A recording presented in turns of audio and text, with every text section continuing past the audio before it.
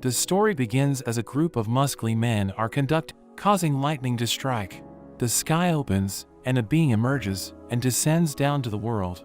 There is a huge shockwave, and the girl hugs Yuki, happy that he called upon her. She realizes he is about to die, and she turns toward the captain, unleashing her power which traps them all, and she proceeds to swallow them all up. She goes to patch Yuki up, and Al realizes she is alive. The girl clings onto Yuki, but he wonders who she is. She is devastated to hear he doesn't recognize her, so she introduces herself as his god Mitama. Everyone is healed, including Sil, who is brought back to life, and Mitama flexes her power. Yuki is surprised she can revive the dead, and all the spectators seem to just leave. The trio return to the village, and everyone is shocked they made it back alive. Roy tries to hug Sil, but she just dodges him. Everyone drinks in celebration, but Yuki starts to worry that they have pissed off the people in the capital. He wonders how he can protect the village, because they don't really stand a chance against an army, so he thinks that Mitama is the only one he can rely on, but Roy interrupts him, telling him to drink. We see Mitama with the two sisters. She wants to go to Yuki, but they try to get her dressed. Al wonders what her relationship is with Yuki, and Mitama says she is his god. Al still has no idea what that means, and Mitama explains it means they are together until death. Al becomes devastated hearing this, thinking she means they are married, and she starts thinking that Yuki is into little girls. She starts overthinking things, and Sil explains she is in love with Yuki. Mitama is glad to see that Yuki has people that care about him in this world, and she asks Al to continue to be his friend, and Al instantly agrees. Back at the bar, Yuki asks Clen to tell him more about the country, asking to learn more about the end-of-life system. Clen explains it was a system established hundreds of years ago by the Emperor, but Mitama suddenly headbutts him and interrupts. Clen asks who she is, and Yuki explains she is from the same place he came from, and they have known each other for a long time. Roy sees Mitama, and he instantly falls in love, asking her to marry him, but she instantly rejects him, and he starts to lose it, while everyone finds him creepy. Yuki wonders how powerful Mitama is, and she claims that she can do anything. He wonders if she could beat the army of an entire country, and she says she could just wash them away with a gush of water. Yuki gets excited, thinking about how he was reincarnated into the world without any overpowered skills, but he realizes he finally got one. Mitama attempts to show off her power, but she only manages to refill a drink. Yuki wonders what happened. Mitama checks her number of followers, which turns out to be 0, so she has no powers, explaining that a god's power is linked to the number of their followers. Yuki thinks she is useless, but she wonders why he isn't her follower, even though she used up her remaining power to save him. They suddenly get a message that the capital has started looking into their incident, so they start to worry that soldiers will be sent to them, but Roy tells them not to worry, because Yuki will save them again, and Yuki nervously agrees. Yuki has a bath, and he starts freaking out, not knowing what to do. Mitama suddenly joins him, wondering what's on his mind. Yuki worries that the village will be attacked because of him, and Mitama suggests the two of them run away. Yuki refuses to run, and Mitama reminds him how he just endured things in his past life. But Yuki refuses to stand by as he did in the past, so he decides to help her gain followers and create religion in this world, so that she can become a real god and use her powers. They start with Roy, and since he is in love with Mitama, he instantly agrees to be her follower. Mitama sees that she finally has one follower, but complains that Yuki still hasn't followed. Yuki plans to get 10,000 followers before the army arrives to attack them, and Mitama says it would be enough for her to reduce them all to ashes. They think about the best way to get followers, which would be to perform miracles. But since Mitama can't do that in her current condition, Yuki thinks about what his father used to do. But Mitama tells him not to worry, even without her powers, she has godly wisdom from living over 10 billion years. They set up along the street, and Mitama claims to know everything, giving examples about Yuki's childhood, like how he couldn't pronounce broccoli as a child, and she even knows about his secret birthmark on his ass cheek. Yuki gets embarrassed, but Al thinks it's cute. As Mitama continues, Yuki says she is useless, telling her to stick with performing miracles. Yuki has no idea how to get more followers. They refuse to give up, trying to perform a magic trick and even attempting to fly to convince the people. It all ends in failure, and Mitama thinks she is a useless god, while Yuki starts to appreciate what his father accomplished. Al suddenly comes in a panic because their pet fox accidentally ate some pest poison. Yuki says they need to find a vet, but Sil says they don't have one in the village. At night, Yuki returns with some herbs, which he makes into an antidote and feeds to the fox. They start to relax, and Mitama comments on how Yuki wouldn't have done this in the past, but Yuki says he wants to do what he can. The fox rejects the antidote and starts to fade away, but Mitama uses her power on it and manages to restore its health, although it drains Mitama of all her power, and she says it's all she could do with a single follower. But she suddenly gains power, as Al and Sil believe in her. Yuki is surprised she gains so much power, and he thinks that the way someone becomes a follower affects the amount of power they give. Since Al and Sil witnessed a miracle firsthand, they must be giving Mitama more power. Mitama starts laughing with her overwhelming power, and she decides to prove herself again. Al asks for the soldiers that they killed to be brought back, because she thinks they were just doing their job. Yuki gets worried about reviving the guard captain, but Mitama proceeds to use her powers and bring all the soldiers back to life. But a woman screams, and it seems Mitama accidentally brought the guard captain back as a woman. Captain Bertrand returns to the capital with a report about Yuki and the town. However, the guard doesn't recognize him, pushing him away. Bertrand tries to explain who he is, but the guard doesn't believe him since he is now a girl. The guard thinks he must be from the isolation camp, so he sends him away. Meanwhile, we see a mysterious girl battling a giant beast. The girl activates her power, which instantly destroys the beast. We learn her name is Ataru, and she is working directly for the Emperor. Bertrand wonders what he should do now that the empire that he was so devoted to has abandoned him. He gets approached by Roy, who taunts him about getting rejected from the empire.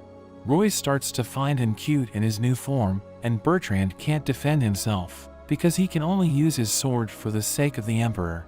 But Roy gets thrown away, as Yuki comes to the rescue.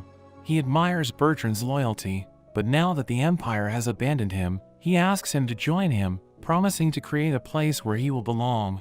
Bertrand stays loyal to the Empire, but agrees to help Yuki, to thank him for his help.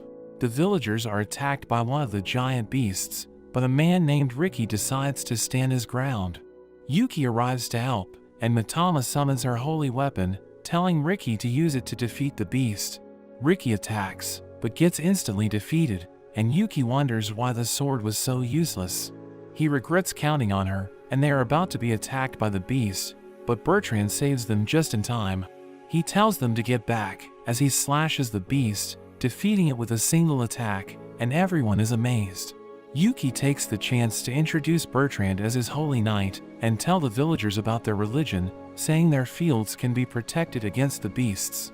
The villagers wonder what religion means, and Mitama starts to explain she is God, but Yuki stops her, explaining that they are just a group who have a mascot that they call God.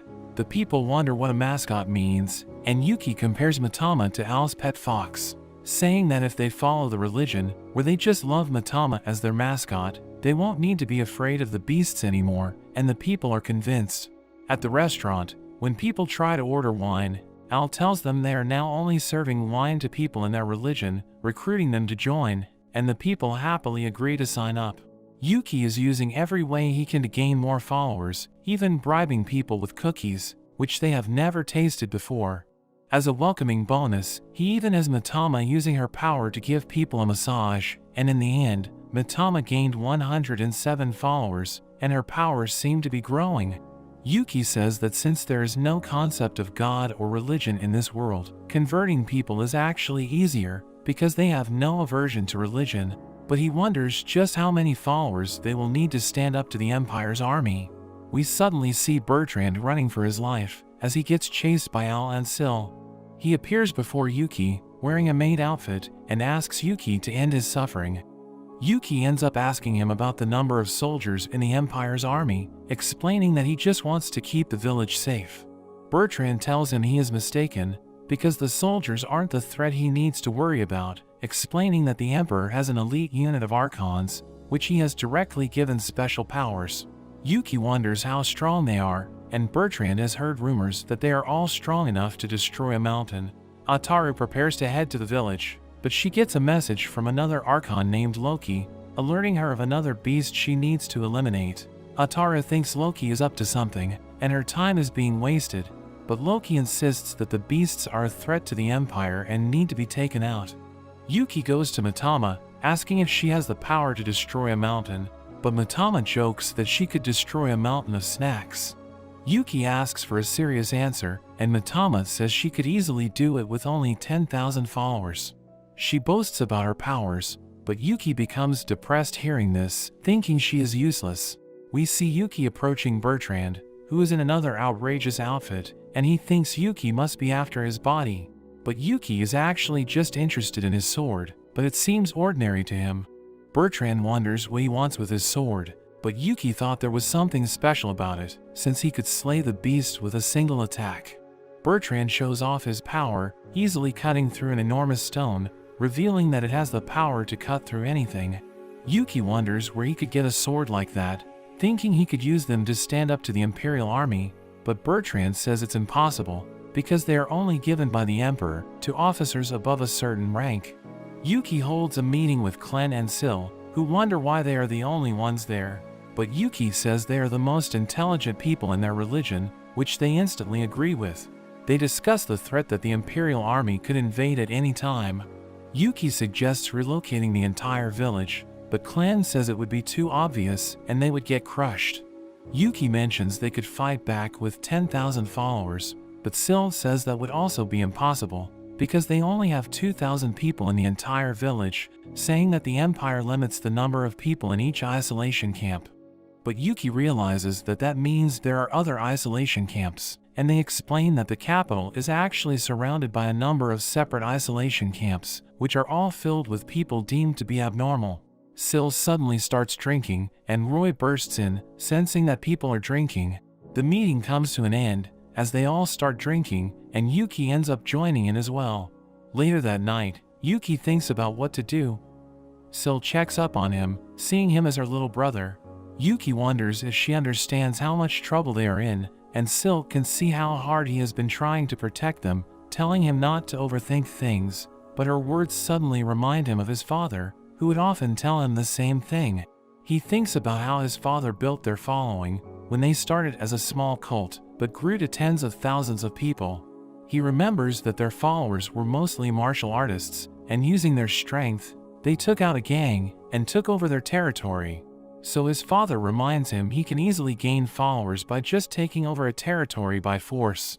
The next day, Klen asks him about his plan, and Yuki says he is thinking of something that would completely destroy the culture of this world, but Klen finds it interesting, which is a surprise to Yuki.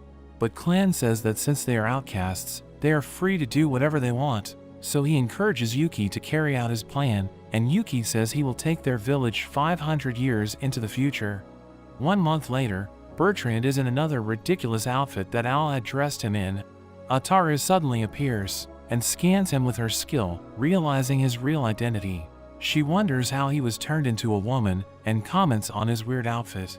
She classifies him as a rebel, firing a beam at him, and Bertrand prepares to fight. But he is no match, and easily defeated, but Ataru spares him, planning to take him back to investigate how his gender changed. But she is suddenly surprised, looking at the village, seeing foreign structures, and strange beasts that she has never seen before, wondering what is going on. We cut back to a month earlier, as Yuki tells his friends about his plan to get Mitama 10,000 followers, planning to use Mitama's powers to offer incentives to people to gain more followers. Mitama ends up making harvesting machines to help the villagers with their farming, telling the people they will be allowed to use it if they believe in Mitama. The people are eager to join, but we see Mitama drained of her power. She ends up recovering, thanks to all of her new followers, reaching 927. Yuki thinks things are going well, but he wonders what they should do next. Al comes in with a bucket of water, but she slips and ends up spilling it on herself, thinking she needs to go and get more water. But this gives Yuki an idea, and he ends up installing a sink at the restaurant, saying that Mitama will bless all of their believers' houses. Thanks to this, they end up having a pool party to celebrate, and everyone has a good time. But Mitama is exhausted, having been forced to create plumbing and connecting water to all of the followers' houses. She manages to recover, thanks to even more followers, and she starts to get excited about fighting the Empire. Yuki thinks they still don't have enough followers, so he moves to the next stage of his plan. He brings electricity into the world, allowing people to drink at the bar, even at night.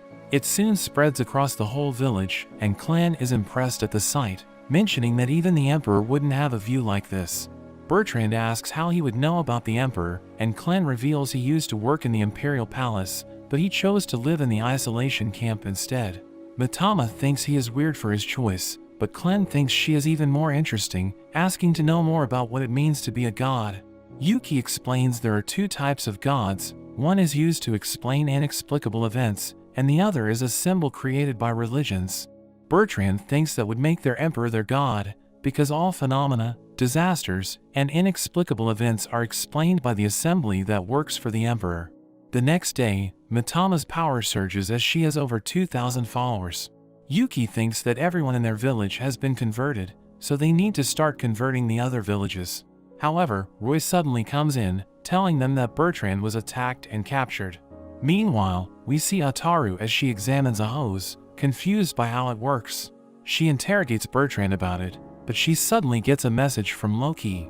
She reports about the strange tools, and Loki suggests that only the Emperor or another Archon could create such things, reminding Ataru of the Archon that once betrayed them in the past. Loki tells her to just destroy the village, and Ataru starts torturing Bertrand. But Mitama suddenly appears, causing her to back away. Ataru attacks with an energy blast, but Mitama blocks it by shielding herself with some rocks. Mitama summons a number of plant monsters to attack, but Ataru vaporizes them. Mitama summons even more, and Ataru keeps destroying them, but she eventually gets caught as a bunch of monsters jump onto her, and Mitama follows up by binding her even further. Mitama thinks the fight is over, jumping onto Yuki, but there is suddenly a huge explosion as Ataru gets free, revealing her true form. Mitama knows she is running out of power, so she prepares her final attack. She sends her beasts to attack, but Ataru blows right through them. Mitama thinks she is about to lose, but Yuki begs for her to win. Mitama decides to borrow the power of all the other gods, because as a primordial god, she is able to use any of their powers. She attacks using their powers, and Ataru clashes with her. But after a while, the gods tell her they have to go, after seeing how few followers she had. And there is an enormous explosion as Ataru's attack lands. Ataru ends up exhausted, but Mitama is defeated, and she starts crying, apologizing to Yuki for letting him down. Their friends come rushing over, but Ataru charges up an attack, preparing to wipe out the village. She throws her attack, and it completely wipes out the village. Yuki thinks he failed all of his friends, but there is suddenly a glitch, and the damage is reversed. Ataru realizes it was an illusion, and Clan appears, who Ataru recognizes as Loki. Yuki wonders what is going on, and Clan reveals that he never existed, and she is actually the Archon Loki. Ataru wonders why she got in her way, and Loki appears behind Yuki, telling them she wants their help to assassinate the Emperor. Ataru asks why she is betraying them, preparing to eradicate her, but Loki suddenly stabs her from behind, telling her she stands no chance when she is already caught in her illusion. Ataru is restrained, and Loki takes them back to the capital. They are taken to meet the Emperor, and Ataru rushes to apologize for her failure. But the Emperor is unfazed, because everything was foretold. He even knows about Yuki, attempting to revive the notion of God and religion. Yuki is shocked the Emperor knows about God, thinking he could also be from another world, but Mitama becomes bored and wanders off. She suddenly destroys a pillar, thinking it was controlling Yuki, as she reveals they have been talking to a corpse this whole time. The whole palace suddenly changes, and Loki is impressed Mitama could see the truth. She reveals that they were in a fake space created by the room's facilities. She tells them that the Emperor died a long time ago, and the Empire is being run by the room he created. The room is filled with machines that analyze and control everything to do with the Empire, including the end-of-life system, and do everything to keep the Empire in an unchanging state. Yuki thinks that the technology is even more advanced than his own time, wondering what kind of world they are in. Loki mentions how she has been watching for centuries, but Mitama says that thousands of years ago, the world was once destroyed. But there were a few survivors that rebuilt the land so it would never meet the same fate again, and they ended up deleting their belief in God. Yuki wonders what she means, asking what world they are in, and Mitama reveals they are still on Earth, but at a time far into the future, because when he was drowning in the past, he wished to be reborn in a world where gods and religion didn't exist. Loki tells Mitama she should destroy the machines, wanting to destroy the Empire. Ataru thinks their purpose is to serve the Empire, but Loki is sick of serving a master that is already dead, telling Yuki it would mean the end to the end-of-life system, and threats of being attacked by the Imperial Army. But Yuki suddenly attacks her. Loki charges at him with her knife, but he disarms her, realizing she can't use her powers while inside the palace, which is why she needed Mitama's help. Yuki demands to know the real reason she is trying to destroy the Empire, and in a flashback, we see Loki as she watches over an end-of-life ceremony. She becomes sick with how the world is, so she looks to find why the Emperor created such a world. But she finds the history of how humans used to be free, as well as the gods they believed in. She wonders about her own existence, and starts living among the people in the isolation camps as clan, finding their lives much more free, and that's when Yuki suddenly appeared. He knew nothing about the world, but he had used strange words, and had knowledge about things normal people shouldn't know, like how to make wine, and when he started talking about God, he caught her attention. After that, she spent most of her time at the village, and Yuki was even able to summon Mitama, bringing about great change to the village. One night, when Yuki thinks about establishing a doctrine, they wonder what he means, and Yuki explains that a doctrine is something that all the followers would believe, and Clan suggests living freely. Yuki likes his idea, and in the end, decides to go with followers be free. He thanks Clan for his suggestion, but Mitama suddenly comes up to him, warning him that Yuki belongs to her, saying that Yuki has a bad habit of attracting girls. Clan wonders what she means by girl, and it turns out, Mitama was able to see through her illusion, so she realizes that with Mitama's power, she would be able to destroy the Empire. Loki continued with an experiment, going to another isolation camp, and showing them illusions to gain followers, and she managed to use her powers without the help of the machines. The Archons were built like gods, so she plans to destroy the Empire and become a real god. Ataru thinks she is mad, but Loki reveals she told her plan to all the other Archons, saying they would become gods, and they all agreed. Yuki agrees with destroying the Empire, because he thinks Loki's wish for freedom isn't inherently bad. So he tells Mitama to destroy the palace. The palace is destroyed, as an enormous tree emerges, and Loki wonders what Yuki plans to do next. He knows that the Archons will fight among themselves, and their village will eventually get dragged into it, so he plans to make Mitama the true god, saying that fakes won't be able to compete with her. Back at the village, the people celebrate, now that they are no longer targets of the Empire, and Mitama is praised for taking out the Empire. But Loki and Ataru are also there. Yuki wonders what Loki wants, but she says she just wants to enjoy a final night at the village with everyone. Roy is surprised that Clan was a girl, and she tricks him with an illusion, swapping positions with Ricky. Loki decides to head off, not wanting the other Archons to get ahead of her, and she leaves Ataru behind, saying she can no longer use her powers without the Empire's machines. Yuki claims he will do everything to protect the village, and Loki says she will do whatever it takes to become a god. As she leaves, she is stopped by Bertrand, who sees her as a threat.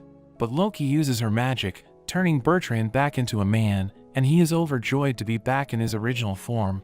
However, Loki changes him back, mentioning how she still has powers, so he is no match for her. Bertrand wonders where she is headed, and she reveals she is going back to the capital. But Bertrand decides to follow her, wanting to stop her from doing as she wishes. The villagers finished celebrating at the bar, but Ataru is left devastated, not knowing what to do with herself. She blames Yuki for destroying the Empire, but he explains he didn't have a choice. He decides to team up with her, telling her that if they defeat all the other Archons, she could absorb their powers and recreate the system and the assembly. Ataru wonders why he would help her, but Yuki says they are up against other Archons, so he could use her help, and he can't just ignore a girl that's crying. He wins her over with some ice cream, but Al watches from a distance, seeing her as competition. The next day, Yuki announces that their religion will have 2 gods.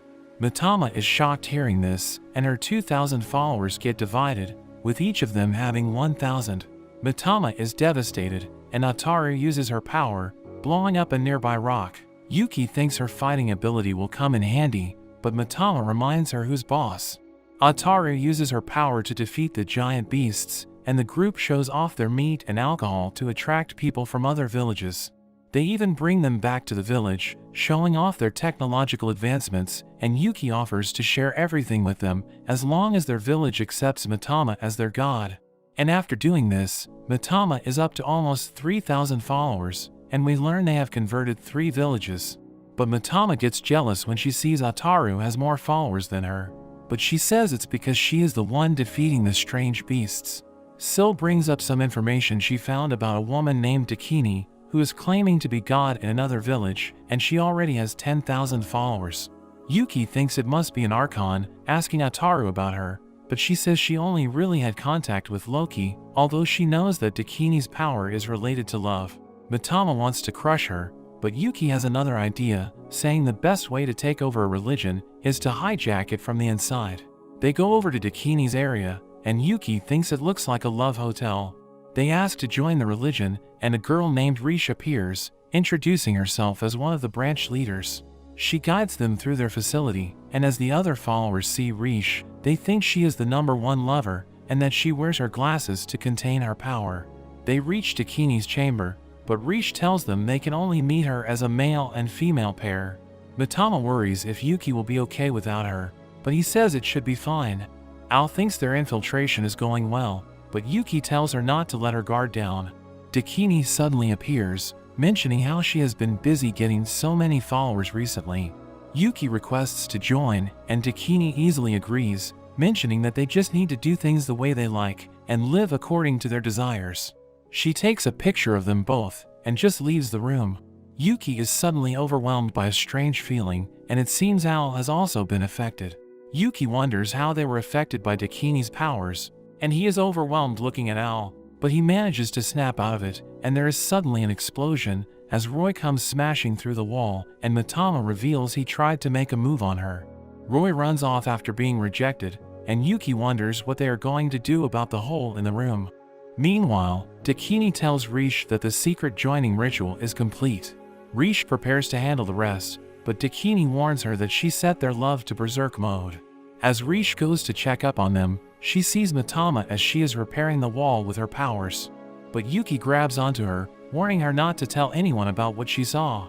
They think about what they should do with her, but she starts crying and reveals she has never actually been with a man. Yuki thinks it's strange, considering her position in the group, and Rish wonders why Dakini's power didn't work on them. Yuki explains he has resistance thanks to training from his father, and Mitama was unaffected since she is a god. Hearing that she is a god, Rish begs for their help, actually wanting to destroy her group. Rish explains how her village was taken over by Dakini's sect, and she was unwillingly forced to become a follower. Before she joined, she used to read the forbidden books about lovemaking, so she started making crazy stuff up, and the other followers became convinced she was experienced, even making her one of the branch leaders. She tells them she just liked to read about it, but can't stand it in real life. So she wants to get free by destroying the sect. Yuki isn't sure he can trust her, but thinks she could be useful, so he agrees to help her. Mitama suddenly starts to panic as she sees her follower count dropping. We see the villagers as they try to restrain one of the giant beasts. The beast breaks free, but Sil says they bought enough time, and Ataru uses her powers to blast it and take it out. The villagers praise her, and she feels like her power is getting stronger. Meanwhile, Rish explains how Dakini rotates between each branch every few days, so it will be a few weeks before she comes back around to their branch. Yuki has a plan, but when he calls for Mitama, she is depressed, and Al is surprised her follower count has gotten so low when she was up to around 3,000, but Yuki says it was because she left the village. No matter how much a leader is worshipped, if they leave the group, their followers' belief will waver, but he is surprised at how fast it dropped. Mitama is completely demoralized, but Yuki tells her if she can help him, he will believe in her for real, and he manages to revitalize her power. Meanwhile, at another branch, Dakini spreads her message, gaining even more followers, but she notes that her power doesn't seem to be increasing. She overhears some followers talking about the new items they've obtained to help their love sessions, revealing Rish has been handing them out in her study group. We see Rish as she explains the science behind the human body, telling the followers how to achieve more intense pleasure, even attracting followers from other branches, and she starts to be praised by them. Yuki knows instead of Dakini, who is not always there, the people will tend to follow whoever is around, and thanks to the items summoned by Mitama and his knowledge from the modern world, Rish is able to grow her own faction. Dakini suddenly returns to their branch early, and she confronts Rish about stealing her followers, but Rish claims she was just helping them to better understand her teachings. The followers defend Rish, saying she has done nothing wrong, but Dakini realizes why her powers haven't been growing. She summons her guards to surround them, realizing Yuki as the one who has been influencing Rish. Roy has become one of her guards, and he suddenly punches Yuki, revealing that he was converted by Dakini. Dakini holds a trial, where she has the four of them restrained. She interrogates Rish about her special study group. Rish suddenly cries, as she apologizes for her actions, saying she thought she was being helpful, and she begs to be punished. The other followers are moved by her devotion, and they think she has done nothing wrong, begging Dakini to show mercy. But this was all a part of Yuki's plan. In a flashback, we see that Yuki predicted how Dakini would react, so he coached Rish on how to act, even giving her a script of what to say. Rish continues her performance, as she asks for mercy for the followers of her group, and thanks Dakini for taking her in. Everyone is moved to tears, and Dakini is put in a tough position, so she has no choice, and is forced to call off the trial. Dakini thinks about losing Rish, but decides she doesn't need her as she summons her guards. The group gets thrown into a cell, and Yuki tries to think of a way to escape. He looks over at Mitama, but she is completely out of juice, and at that moment, Dakini's guards appear, and Rish explains they are known as purgers, and will follow any order that Dakini gives, even if it means taking a life. We see that when Dakini was created, she was excited to use her power to spread love, but the Emperor tells her mission is actually to erase the people's desire for love. Dakini thinks this would lead to the end of humanity, since they won't have any children, but the Emperor tells her that people will be created artificially instead, and that way they will be able to control the number of humans. After that, Dakini would use her power on the people, taking away their desire for love, and she continued to do this every day for thousands of years. Eventually, she noticed that humans started to be born without the desire for love, and she ended up losing her reason to exist. As a form of rebellion, she spread books about making love, but they eventually became banned. As even more time passed, she met a strange girl named Taka, who would enjoy reading the forbidden books. She was oddly born with the capacity to feel love, and Dakini ended up becoming friends with her, because she was different from all the other lifeless people in the city. But she was eventually marked as an anomaly, and sent to one of the isolation camps. But a few years later, Taka ended up being killed by the other villagers at the camp because she had a child with someone, but since no one was able to have children naturally anymore, she was seen as a monstrosity, and at that moment, Dakini decides she will return humans back to their original state. Meanwhile, we see the purgers as they break into the group's cell, but there is suddenly a blast of energy as Ataru makes her entrance, along with Sil. Mitama is devastated to see she has over 6,000 followers, and she wonders what's going on. Ataru fights off the purgers, and Yuki tells the group to escape, but Rish is grabbed by one of the men, dropping her books. She reaches out for her book, because it's special to her, and Al protects her from the purger. The group gets away, and Mitama wonders how Ataru is so strong. Yuki explains that this was all a part of his plan.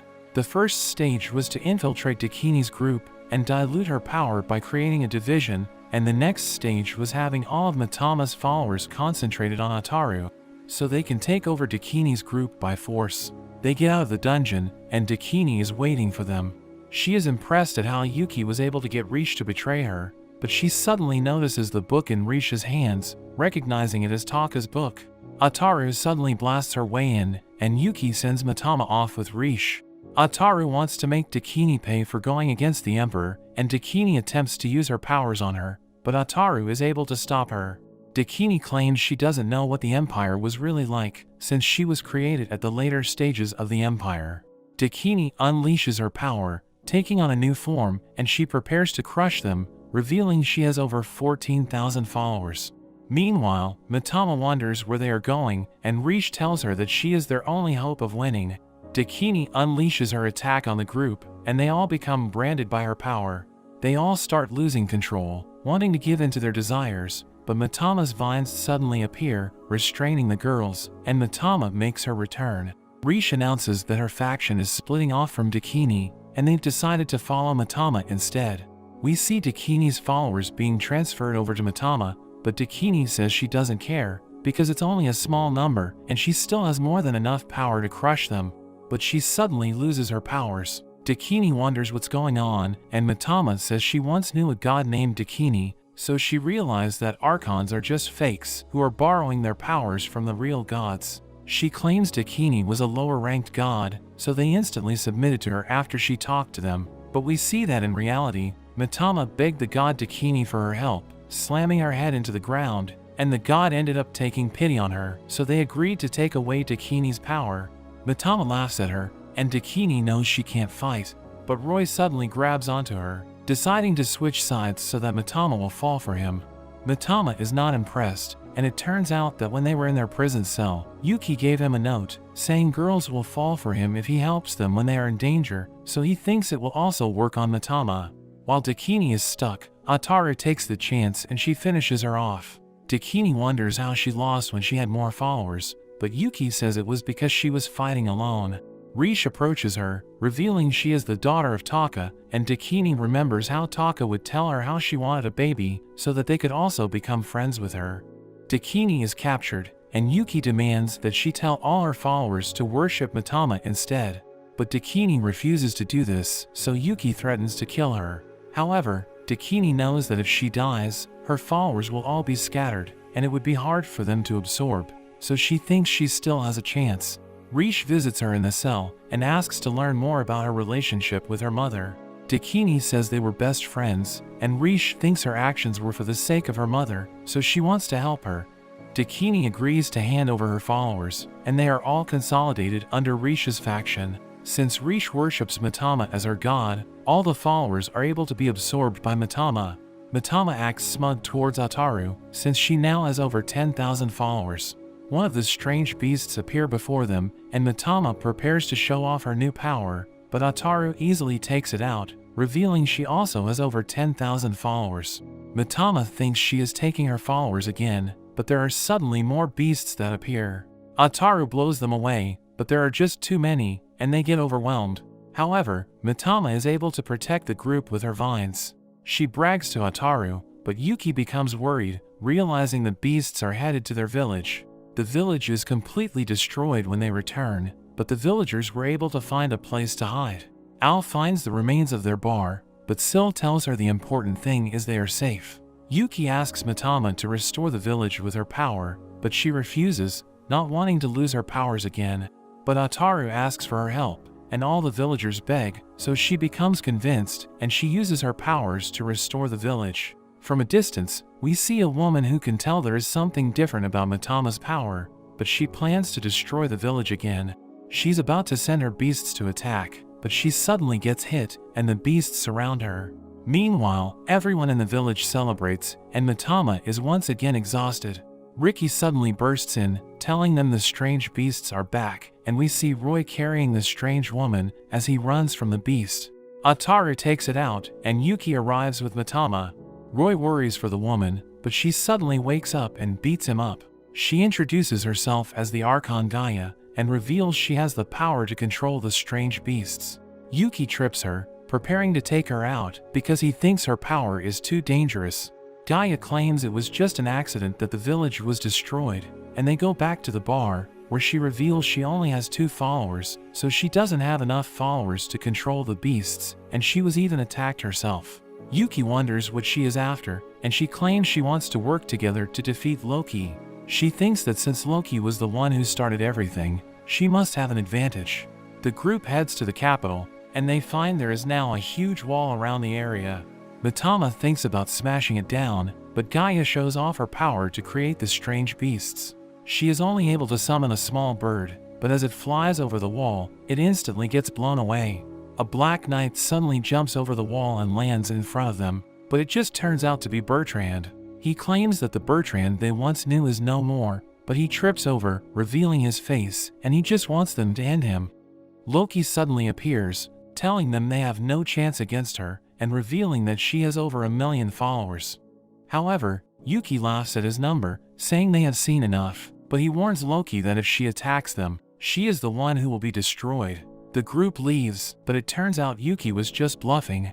They ask Bertrand about the situation in the capital, and he explains that after the system was destroyed, order in the capital was lost, but after Loki got inside the palace, things started to go back to how things were. Yuki thinks Loki must have used her powers to pretend to be the emperor, and all of the people in the capital became her followers.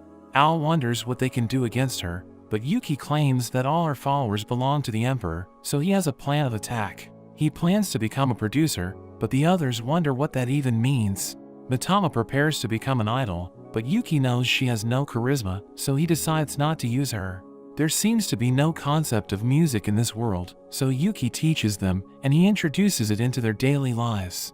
The girls form a band, and they throw a concert for the people. Mitama complains about not being included, but she suddenly feels a surge in power. She finds her followers haven't increased, but Yuki mentions when Al and Sil first became her followers, she gained a disproportionately large amount of power because of the way they were converted. So Yuki thinks that her power isn't purely based on the number of followers, but also by how much they trust and believe in her. He thinks their religion is weak because it's based on providing benefits to the followers, but he thinks music is able to boost the sense of unity among the followers and make up for their weakness. Mitama gets excited to fight Loki, but Yuki stops her, saying there is someone else they need to deal with first. We see Bertrand as he follows Gaia around. She stops at one of the neighboring villages, and she approaches some kids. She pretends to be injured in front of them, thanking them for saving her, and she invites them to come to her house, but the children know better than to follow strangers. We see one of the strange beasts as it attacks a young girl, but Gaia arrives to stop it. However, the girl runs away terrified, and it turns out the beast is working with her. Bertrand is confused seeing this, and he ends up following Gaia to a house in the forest. There are a bunch of children that call her mother, and Bertrand reports back to Yuki, who realizes that Gaia's religion is formed around her family that she's created. He knows that although it's small, the bonds between them are strong. He thinks about a way to crush them, and he ends up making a call to Dakini. She reveals she has been hooked on his music recently, so she thinks he isn't so bad. Yuki asks her to use her powers to make the children love her, but Dakini doesn't like that plan. Yuki says he wants to save the children, revealing how he was in a similar situation in his own world, and never got to have a normal childhood. He doesn't want the children to be exploited by Gaia, and Dakini ends up agreeing to help. We see her approaching the children, wanting to play with them, while Yuki and Mitama keep Gaia busy practicing her drums. After a few days, the older children, Kai and Cyan, have noticed a change in their other siblings, and they catch them playing with Dakini. Dakini refuses to use her powers, wanting to save the children in her own way, and the older children wonder what's going on. Dakini claims they were just playing, but Kai can tell something is up, and they are somehow able to summon the strange beasts. Dakini runs away with the other children, and she knows she's too weak to fight. Kai and Cyan chase after her, and in a flashback, we learn more about the Empire's system. Everyone is born artificially, and at a certain age, children are assigned to a couple. We see Cyan as she is assigned, and even though there was nothing special about her parents, they always took care of her, and she felt loved by them. But one day, her father is called for his end of life, but Cyan doesn't want her father to be taken. The guards see this as rebelling against the end-of-life system, and her father says she should be sent to the isolation camp, because she acts differently from the other kids. She feels betrayed by her family, and she meets Kai along the way. Their carriage gets attacked by the strange beasts, but they end up getting saved by Gaia, and she convinces them they can start over as a family with her. Cyan refuses to lose her family again, as they chase after Dakini, but they find that their beasts have been taken out, thanks to Ataru. Yuki thinks about reforming the two children, but the ground suddenly shakes, and Gaia makes her appearance. Yuki warns her to know her place, but Gaia suddenly summons an enormous beast. Kai and Cyan rush over to her, and she is happy they didn't give in. However, she says they are no longer needed, and the two children sink into the ground.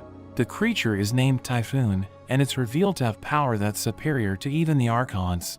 The monster chases after them, and Ataru tries to blast it with her power, but the monster doesn't take any damage. The monster attacks with an energy blast, but Mitama manages to block it. Yuki tries to get Mitama to bow, to take away Gaia's power, but Mitama explains that the original god doesn't understand words, so that method isn't going to work. The monster charges at them, but Sil and Al arrive just in time, and the group gets away. The monster tries to chase them, but thanks to Al's driving, they manage to escape. Ataru wonders about the creature, and one of the children named Yushi mentions it's Gaia's strongest monster, explaining that it doesn't require any power, but it just takes a long time to create. Yuki wonders how he knows so much about the monster, and Yushi reveals he read it in a book that Gaia gave him from the past civilization. Yuki is surprised he can read and understand a book from the old civilization, so he asks the boy for a favor, but the monster suddenly appears from under them. They try to get away, but Yuki falls out of the truck. He gets stabbed through his chest, and Mitama rushes after him, but they both end up being eaten by the monster. The monster leaves, and the others return to the village, but they can't believe that Yuki and Mitama are gone. However, Yuki wakes up and finds himself in a strange room. Gaia explains they are inside her monster, and she reveals that he can't die. She tells him she tried to kill him over 300 times, but Mitama keeps bringing him back to life, even though she has no power left. Meanwhile at the village, Al refuses to give up, thinking Mitama is a god, so she can't die so easily. The pendant that Yuki gave her starts to glow, and a doll of Mitama suddenly appears. It writes a message to them, but they don't understand the language. However, Yushi is able to read it, telling them that everyone is still alive, and they are trapped inside the monster which is heading to the capital. Yuki wonders if Gaia can really defeat Loki, but she thinks it will be easy with her monster. She thinks his village are all victims that have been conned by him, and Yuki thinks about all the things he has done. But he suddenly hears Al's voice, calling him their precious friend, and we see them all calling out to him, saying they have been saved by him time and time again, so this time, it's their turn to be the ones who save him. Gaia wonders what they are trying to do, and the group starts to throw a concert. As the villagers get hyped, Ataru's powers get stronger, and she goes to confront Gaia's monster. She is able to destroy 2 of its heads, and Dakini uses her power to help out, causing the monster to attack itself. It seems they might be able to take out the monster, but Yushi thinks it's impossible, as the monster regenerates and attacks with its energy blasts. Things are looking bad outside, and Yushi thinks about how Yuki told him to take charge if something happened to him. He tells them all to move to phase 2 of their plan, and Ataru seems to get embarrassed, but the girls tell her she is their only hope. She takes the stage by herself, and she cries as she thanks all her followers for believing in her. But she tells them it's time she moved on from being a god, and she tells them to redirect their devotion to Mitama instead. Mitama notices her followers increasing, and she is easily able to get free. She unleashes her powers, summoning an enormous vine monster to fight Gaia's beast. Mitama finds an opening to stab Gaia, and her beast is destroyed, causing a huge explosion, but Mitama protects Yuki, and they manage to get out alive. Their friends come rushing over, and they are glad he is okay. Gaia is approached by her children, and she tells them to finish her off. Kai approaches her, but Cyan stops him. Gaia thinks about how she was used her entire life, wanting it all to end, but Cyan wonders why she tried to make a family. She thinks it was because she never had a real family herself, and Cyan remembers the times they shared, wanting to start over, and saying that they can be a real family this time. Everyone celebrates, and Gaia is allowed to stick around. Yuki warns her to behave, saying Kai will be watching her for him. Gaia thinks she can win him back, but it seems Kai has promised to work for Yuki. We see that the 2 of them had a meeting, where Kai tells him he can't be controlled by Dakini or Gaia, but Yuki figures out it's because he is in love with Cyan, so he tells him to keep an eye on Gaia for Cyan's sake, to make sure Gaia doesn't take advantage of her again. Mitama claims Gaia is now her underling, but Gaia doesn't mind this and she starts licking her. Yuki notices that Mitama has 30,000 followers, but he thinks that that's more than what Ataru could have given her. Loki suddenly appears, congratulating him on defeating Gaia. Yuki wonders if she had something to do with Mitama's followers, and Loki admits she gave Mitama some power so that Gaia's monster could be defeated. Yuki tells her not to underestimate them, but Loki looks forward to their visit to the capital. Yuki finds a quiet place, and he thinks about all the things that have happened, all the things they have been through, and all the friends that he's made. He swears he will do everything he can to protect the village, but he suddenly gets splashed by wine, and his friends tell him he can't sneak away from the party. He gets dragged back in, while Mitama pesters him to become her follower, but he is glad that he ended up in this world. But that's where this video ends. I hope you enjoyed the video. Remember to like and subscribe to the channel. Thanks for watching, and I'll see you next time.